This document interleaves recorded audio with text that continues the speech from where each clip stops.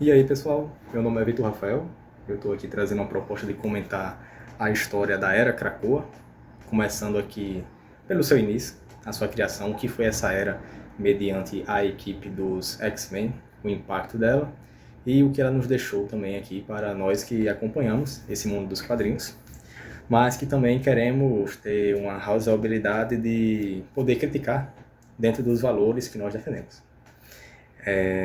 Começando pelo próprio conceito dos X-Men, né? Uma equipe criada pelo Stan Lee na década de 60.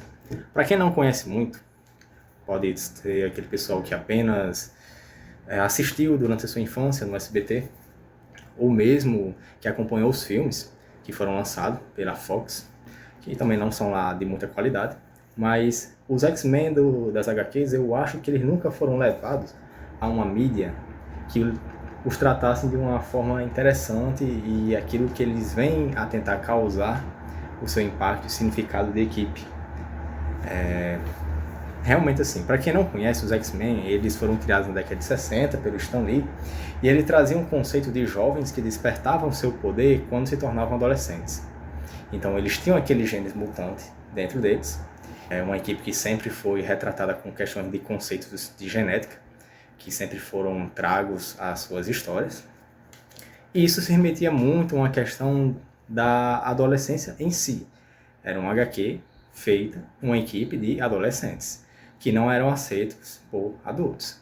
Então, assim, isso está tratando da problemática da adolescência. Porque quando nos tornamos adolescentes, geneticamente mesmo falando, nosso corpo tem muitas mudanças.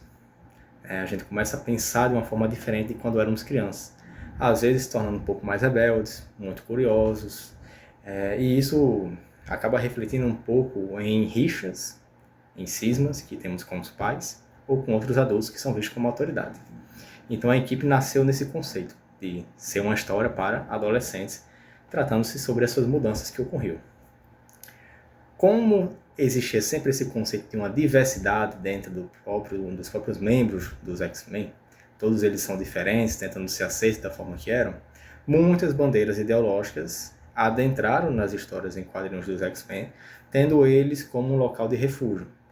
Então, assim, na década de 80, principalmente, ali, final de 70, início de 80, com o Chris Claremont entrando na equipe como o escritor dela, ele remodelou os X-Men e trouxe muito essa questão da pauta social. Então, naquela década de 80 foi que chegou o Colossus, o Noturno, a Tempestade, o Wolverine. E assim, só lembrando, eles são todas pessoas que vieram de países diferentes. A Tempestade é africana, o Noturno veio do leste europeu, o Wolverine veio do Canadá, o Colossus ele vem da Rússia, mesmo naquele momento em que estava tendo a Guerra Fria, né, dos Estados Unidos e Rússia, então vem um personagem russo fazer parte da equipe. Então, assim, traz conceitos contra a xenofobia, trouxe conceitos contra o racismo, e você vê que existe uma compreensão ali na questão de que, como os X-Men tratam uma questão de genética, do que eles são, que eles nasceram daquela forma, que apenas foi despertado depois, e os torna diferentes, essas questões de nacionalidade, de raça, étnico, foram muito bem aceitos. Hoje em dia, outras pautas estão sendo colocadas dentro das HQs, que para mim não fazem muito sentido, apenas estão colocando porque é o que a mídia de hoje propõe, como a bandeira LGBT, porque na minha opinião não faz muito sentido, já que os X-Men tratam de genética, e não existe o gene gay, não existe o gene LGBT, ou coisa assim, de você ser aquilo em suas células, né? E até em questões dos X-Men mesmo, é tratado sobre a cura deles, com vacinas, etc. E não existe uma cura gay, porque isso não faz parte não é uma questão biológica, mas da sua psique, da sua mente, daquilo que você é aqui. Então, assim, hoje em dia temos muita introdução da bandeira LGBT nos quadrinhos, mas que no meu conceito não faz muito sentido. Apenas colocaram porque os X-Men tratam de diversidade, estão colocando todas as bandeiras ideológicas aqui dentro, usando os quadrinhos dele como uma forma de mostrar isso. Pronto. Conceituei um pouco aqui os X-Men. Quem assistiu um pouquinho sabe que existe sempre essa briga deles tentando ser aceitos. Então, sabem que existe o Instituto Xavier, que acolhia esses mutantes, acolhia essas pessoas diferentes e ensinava eles a viverem com a sua diferença, eles aprenderem os seus poderes, aceitarem-se como eram. E o Xavier, como líder, ele tem uma sua ideologia, que são os humanos e os mutantes conseguirem viver em paz e harmonia. Enquanto isso, por outro lado, nós tínhamos o Magneto, que ele tem uma ideia de supremacia mutante. E aí já traz questões de darwinismo social. E o que é que acontece, né? O Magneto, ele é um personagem que é judeu nas histórias. Nasceu na Polônia, é um judeu que sofreu ali na Segunda Guerra Mundial, vendo o que o ser humano fez de ruim, né? Que matou pessoas inocentes, principalmente ali a questão do nazismo. E ele foi um dos que estavam lá em campos de concentração e que foi salvo depois. Então, a partir dali, ele começou a criar um ódio pelos humanos, por essa ruindade que existe entre os humanos. E quando ele se viu como uma pessoa diferente, com uma genética diferente, com poderes, ele pensou, não, se nós somos um próximo passo da evolução, afinal nós temos poderes, e eles não, por que nós estamos sendo subjugados? Por que é que nós estamos sendo colocados em campos de concentração de novo? Não, nós somos o próximo passo da evolução. Nós que somos o povo evoluído e que vai trazer a salvação para os outros, né? Tem até alguns conceitos do Magneto tentando fazer com que os outros virem mutantes, ou mesmo exterminar a raça humana, enfim, ele sempre tenta colocar os mutantes lá em cima. Então, observe, ele foi uma vítima do nazismo e ele age como um fascista mutante, né? Tentando à força colocar os mutantes no topo. Enfim, esse é o status quo que os X-Men eles têm na Marvel. Sempre de ser aquela equipe. É interessante, né? A Marvel tem vários poderes, várias pessoas com superpoderes, mas é só os mutantes que tem essa questão da briga por ter um lugar para si. Porque eles nascem com isso no corpo. É genético. É passado de um filho para o outro. Vê como a questão étnica aqui já é mais forte do que simplesmente o homem que foi mordido por uma aranha e ganhou os seus poderes, né? Virou o Homem-Aranha. Ou o homem que recebeu raios e virou o Hulk. Ele não é uma raça, ele não é uma pessoa que vai transmitir aquele seu gene mutante, eles têm um gene mutante deles para um outro. Então, assim, é diferente. Realmente, os X-Men eles tratam com questão de raça. Esse aqui, esses quatro, é o que formam o Gênesis da Era Krakoa. São os 4 volumes iniciais que, resumindo, são as melhores histórias que tem dessa era. Realmente a criação através das mãos do Jonathan Hickman. Para quem não conhece, é o melhor escritor da Marvel atualmente. Para mim, é o melhor escritor que já existiu da Marvel. Em importância, é claro que não, que é o Stan Lee que criou. Mas em melhores histórias, no que propõe, para mim é o Jonathan Hickman.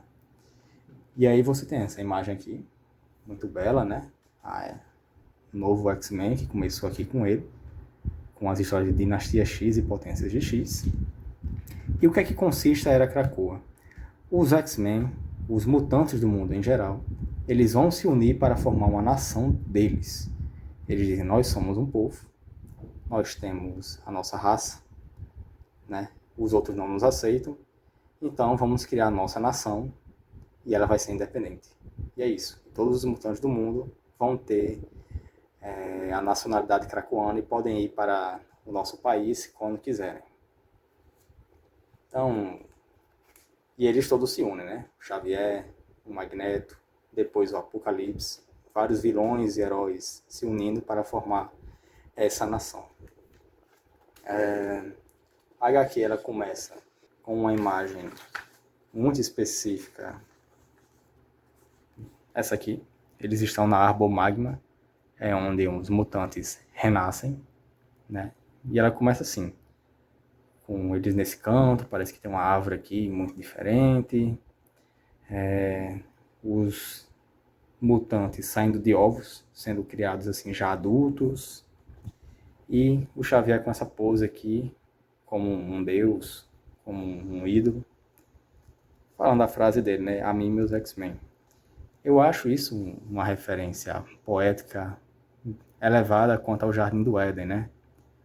o homem que vem aqui do barro, e o Xavier, ele passa depois o espírito para ele. Para quem não sabe, os mutantes, a partir dessa fase, eles conseguem ressuscitar. E como é que eles conseguem fazer isso? A ressurreição mutante, ela se dá através de um grupo, um quinteto, que ele é formado por 5 X-Men, 5 mutantes, nos quais eles conseguem, ao estarem juntos, ressuscitar o corpo daquele mutante. Através do Senhor Sinistro, eles pegam a genética dele, eles aceleram o processo de evolução, né, de crescimento temporal. O corpo é moldado ali, então o barro, né, o corpo é moldado, o seu barro é moldado ao corpo. Só que eles ainda não têm a mente. Mas o Xavier, ele tem um cérebro que guarda todas as informações dos mutantes, da sua vida, a sua mente, suas lembranças. E aí, quando ele insere as lembranças de volta àquele corpo, aquelas pessoas tornam-se o que eram a partir do momento da sua morte, com as suas lembranças. Então é como se ele transferisse o espírito de volta para aquele corpo, né? A sua alma, a sua psique. Isso eu vejo como uma clara referência ao Gênesis, né? O Gênesis da Bíblia. Então, tudo bem, né? O Xavier ele tratando aqui quase como um Deus, fazendo parte dessa ressurreição mutante. Que aí eles dizem que conseguiram sua vida eterna, mas claro que não conseguiram, né? Afinal, se os 5 lá do quinteto que ressuscitam eles forem mortos, não vão conseguir mais ressuscitar. Mas, enfim, tem essa referência. Muitos conceitos são tratados aqui, certo? O Magneto, quando se anuncia ao mundo, essa nova nação, aos embaixadores do mundo, ele está lá em Jerusalém, olha só, Magneto, judeu, vai a Jerusalém, a cidade sagrada, de onde saiu a maior religião do mundo, está com embaixadores humanos de países importantes, e aí ele diz, né, vocês têm novos deuses agora. O Magneto, com a sua forma fascista de agir, ele se põe, né, como uma força, dizendo, vocês têm novos deuses agora, nós vamos dizer como é que a banda vai tocar, vamos ter a nossa nação, né, e é isso, esteja dito. Temos uma outra frase aqui. Eu tenho uma nova palavra para o léxico humano, Krakoa. No futuro, quando vocês a pronunciarem, lembre-se de fazê-lo de modo suave, com a devida deferência, pois nós estaremos ouvindo. Magneto. Bem, Magneto aqui, ele se colocando aí como os mutantes fossem os novos faraós, novos deuses do mundo, né? Ele faz essa pegada aqui bem pagã dentro das histórias e quadrinhos, né, como um líder autoritário e se impondo como novos deuses, novo passo da evolução humana. Ele dá esse alerta. A grande questão de como é que isso tudo se formou se deve a Moira McTaggart. A Moira McTaggart, ela é essa mocinha aqui que sempre foi uma coadjuvante nas histórias em quadrinhos. E ela foi a namorada de Xavier em algumas histórias também. E aí o Hickman, ele faz um retcon que na verdade a Moira, que era vista apenas como uma humana, um agente das inteligências americanas que ajudavam os mutantes, é revelado que na verdade ela é uma mutante. Ela sempre foi uma mutante e o poder dela é a ressurreição. Se ela morre, ela volta ao embrião. Ela volta ao momento em que ela começou a existir. Então, a linha do tempo, ela é substituída por uma nova a partir do momento que ela nasceu. Então, toda aquela linha do tempo que estava tendo anteriormente é apagada e retorna, dá um reset. E é revelado que ela tem 10 vidas. Ela já tentou fazer com que os mutantes vencessem no futuro sem serem aniquilados por 9 vezes e ela estaria na sua 10ª. Então mostra, né? Eu sempre estive lá, no início da criação, na nova era, nos tempos perdidos, até o fim, né? Aqui uma referência a X-Men Dia de um Futuro Esquecido, quando eles foram para o futuro e os sentinelas estavam matando eles. Então, ela diz, eu tentei várias vezes fazer com que os mutantes vencessem e nós sempre perdemos para a inteligência artificial, para os sentinelas. Eles sempre nos aniquilam. Ela diz, eu já tentei com o Magneto, fiz com que o Magneto lutasse contra o mundo e ele foi derrotado. Eu já tentei me aliar a Apocalipse em uma outra vida, depois Apocalipse é derrotado pelo Sentinela. E aí ela sempre retornava. E ela retorna com as lembranças, as memórias das outras vidas. E ela diz, né, que nessa 10ª vida ela vai revelar ao Charles Xavier a verdade, né, fazer com que ele leia a mente dela, veja essas 10 vidas e veja que eles sempre morrem, que eles sempre são extintos. E a partir disso, ele percebe que eles devem mudar. Então é nessa questão que o Charles e a Moira, junto com o Magneto, vão formar a nação mutante de Krakoa, como uma tentativa dos mutantes sobreviverem, uma tentativa de impedirem com que essas inteligências artificiais que vêm para exterminar eles nasçam e executem o seu plano. É uma forma dos mutantes sobreviverem. Então toda a questão vai se tornar em os mutantes contra os sentinelas. Vai ter essa luta durante toda a Era Krakoa. Interessante alguns conceitos que eles estavam lutando aqui para que um sentinela não nascesse, né? Só que ele começa a ser ativado e ele fala, mas enquanto os dois lados... Desculpa. Se o homem me fez, então ele é Deus, como criador, né? Infelizmente ele está usando o D maiúsculo aqui, que é uma blasfêmia. O homem não tem como ser Deus, já que o homem foi criado. E vocês são titãs, sua linhagem pervertida. Então ele acha assim, os humanos criaram a inteligência artificial. E fazendo um paralelo com a mitologia grega, os humanos seriam como os deuses do Olimpo, e os mutantes, como o próximo passo da evolução dos seres humanos, seriam os titãs, né? Aí diz aqui, sua linhagem é pervertida. Mas enquanto os dois lados entram em guerra, nós, seus filhos, julgamos aquele acima. Julgamos e concluímos que ambos deixam a desejar. Então, entrando ali naquela questão que nós vimos em Exterminador do Futuro, a inteligência artificial ela vai se opor à raça humana. E aqui, como existem os mutantes, aos mutantes também, vendo eles como problemáticos. Ele continua com uma fala muito poética, né? Está nos ouvindo, Olimpo? Nós roubamos o seu fogo e com ele iremos incinerar todos vocês. Então, a briga vai acabar sendo entre a inteligência artificial e os próprios seres vivos, né? Os mutantes e os humanos. Inclusive é nesse quadrinho que é revelado que o Xavier estava com esse plano de fazer a ressurreição dos mutantes. Que o Senhor Sinistro tem os genes mutantes, ele doa para Charles e Magneto, e a partir disso, o quinteto, esses 5 mutantes aqui juntos, conseguem fazer a ressurreição do corpo daquele mutante. Apenas precisando com que um mestre mental introduza a psique dentro do corpo. Então eles ressuscitam. Show de bola. Por fim, o último volume ele mostra a criação da nação. Então, questões políticas, né? Uma nação ela não pode ser anárquica, já que a anarquia é o fim da autoridade, é o fim da própria nação que tem ali. Uma nação precisa ter um conselho. Então eles criam o Conselho Silencioso. A partir daqui.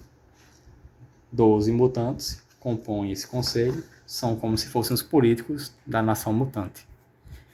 Eles se reúnem, conselho formado por grandes mutantes em questões tanto de inteligência, influência e poderes, e começam a julgar, criar leis, a dizer qual é o próximo passo que eles como nação têm que ter. E as 3 primeiras leis que eles criam é isso aqui: fazer mais mutantes, uma clara referência que esse no caso saiu de Noturno, já que Noturno é um personagem católico. E ele diz: e Deus disse: cresceis e multiplicai, povoai e dominai a terra. Não é óbvio, Raven, ele falando para a mística. Nós precisamos fazer mais mutantes. Então, uma das leis é fazer mais mutantes. Eles têm que procriar, eles têm que ressuscitar aqueles que estavam mortos. Então, continuar se expandindo como uma raça, como um povo. Eles colocam aqui, não matar nenhum humano. Foi uma questão ética vista pelo Conselho, devido à situação de que os mutantes agora são imortais, já que eles morrem e eles podem ressuscitar, e os seres humanos não, né? Então eles colocam uma lei, não matar nenhum humano. E o outro é respeitar esta terra sagrada, a Krakoa, a ilha onde eles estão morando. Tem que tratar ela como sagrada. Foi onde acolheu eles, é onde será o paraíso deles, onde as pessoas irão nascer. E, enfim, eles forjam essas 3 leis. E a Era Krakoa começa com os seus 2 patronos aqui, os 2 patriarcas Xavier e Magneto, que formaram isso, né? Veja só o que construímos. A nação onde o seu povo pode crescer em paz. Finalmente, os mutantes teriam o seu próprio lugar. Então é isso, galera. Os 4 primeiros volumes, a gênese dessa Era Krakoa, ela se institui aqui. Ela depois vai por mais 83 volumes, são 83 volumes para fechar essa coleção. Apesar de que as pessoas podem ler esses 4 e se divertir muito bem com eles. Há vários conceitos de ficção científica aqui, interessantíssimos, tragos pelo Jonathan Hickman, que muda todo o status quo dos mutantes. Então eles não são mais os coitadinhos, eles não são mais mutantes presos numa escola, ou tentando descobrir o seu lugar no mundo. Não, eles têm a sua nação, eles têm o seu povo, vão ter a sua cultura, suas leis, e aí começa, né? Como é que o resto do mundo vai tratar isso, como é que as outras nações irão ver, como é que vai ser as barganhas políticas, como é que aqueles que estão contra os mutantes vão fazer agora, já que todos eles se uniram em uma causa. E então toda a intriga, toda a luta dessa nova história aqui, que foi a Era Krakoa, inicia a partir desses 4 pilares. Agradecer àqueles que viram até aqui e até mais.